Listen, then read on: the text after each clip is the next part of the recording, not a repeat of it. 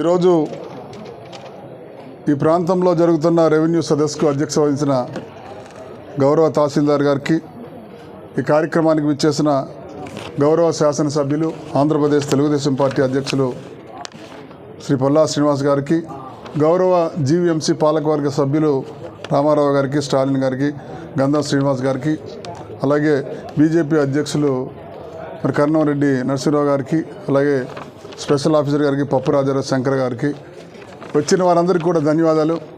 ఇందాక స్టాలిన్ గారు చెప్పారు, విశాఖపట్నానికి సంబంధించి నర్సీపట్నంలో 94 ఎన్టీ రామారావు గారు ప్రజల వద్దకు పరిపాలన తీసుకొచ్చారు.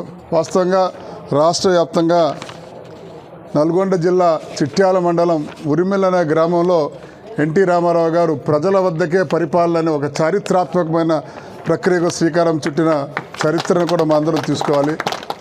ముఖ్యంగా ఈ సదస్సు ఉద్దేశం ఏంటంటే, తెలుగుదేశం పార్టీ ప్రభుత్వము, కూటమి ప్రభుత్వము, అలాగే ఉద్దేశం ఏమిటంటే స్మార్ట్ గవర్నెన్స్ అందించాలి.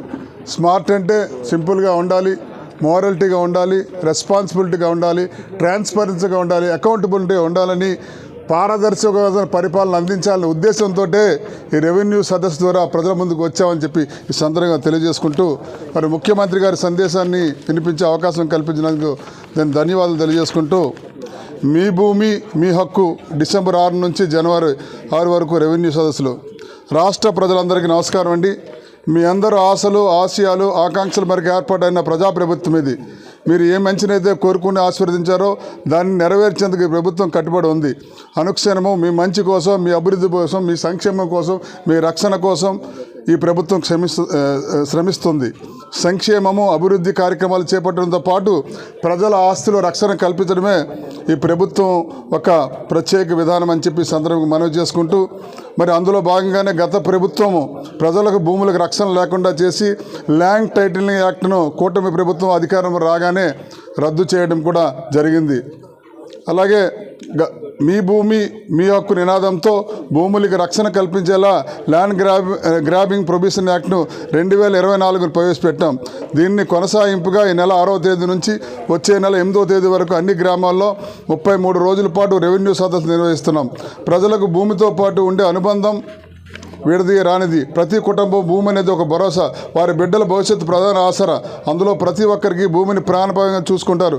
అయితే గత ప్రభుత్వం 5 ఏళ్ల కాలంలో భూ కబ్జాలు, రికార్డుల మార్పు, రీసర్వే అంటూ కష్టాలు తెచ్చిపెట్టింది. దీనికి ప్రజలు తీవ్ర క్షోభను అనుభవిస్తున్నారు. ఎన్నడూ లేనట్టుగా స్పష్టించిన భూ సమస్యల పరిష్కారానికి గ్రామంలోనూ రెవెన్యూ సదస్సుల నిర్వహణ తలపెట్టాం. భూ సమస్యలపై బాధిత ప్రభుత్వం చుట్టూ తిరగడమే కాకుండా ప్రభుత్వం ప్రజల వద్దకు వెళ్ళి సమస్యలు పరిష్కరించుకునే ఒక చక్కని చరిత్రాత్మక వేదికను ఏర్పాటు చేయాలని మా ఉద్దేశం.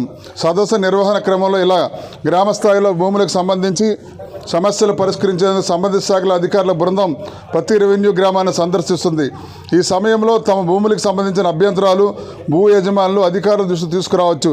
జిల్లా కలెక్టర్ గారు, జాయింట్ కలెక్టర్ గారు గ్రామ మండల స్థాయి పిటిషన్లు పర్యవేక్షిస్తారు. అధికారులు నిర్దేశించిన సమయంలో దరఖాస్తుల స్వీకరణ, వాటిని పరిష్కరిస్తారు.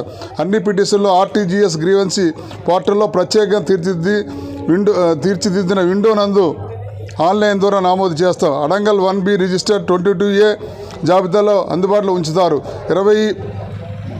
2019 ముందు భూమి రికార్డులు ఎలా ఉన్నాయో ఇప్పుడు ఎలా ఉన్నాయో పరిశీలిస్తారు. సదస్సులకు రెవెన్యూ, అటవీ, దేవాదాయ, వక్ఫ్ శాఖ వంటి మండల గ్రామస్థాయి అధికారులు హాజరవుతారు.